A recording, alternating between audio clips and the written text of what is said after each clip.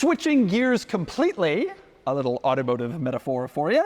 Another icon that you can easily get for 50 grand, 1995 Dodge Viper RT10. This car right here, the first generation Viper RT10. Doesn't have to be a 95, but 92 to 95, around there. These cars are easily available for around 50 grand or less, as you can see with this one that we sold recently on Cars and Bids for just under $36,000. This car had some miles on it, and it's yellow. Most people want the red. That was sort of the iconic color. Yellow is a little bit different, and miles are unusual on these cars because they were difficult to drive. I'll cover that in a second. But as a result, this car sold sort of below the 50 grand range. But you can buy a nice red one, kind of a perfect car with relatively low miles, right in that $50,000 range, and then you have an icon. And I really mean an icon. This car originally debuted in concept form, and nobody really thought they were going to make it. It was sort of a modern day take on the Shelby Cobra, and then they decided to put it into production. And the original ones are laughably raw. They don't really have windows.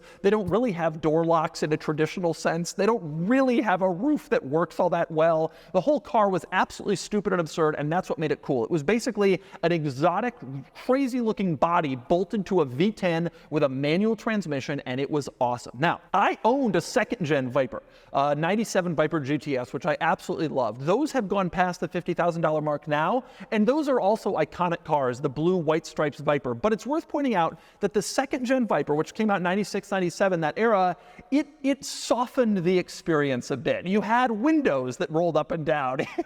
You didn't have side pipes that would burn your legs when you got out of the car.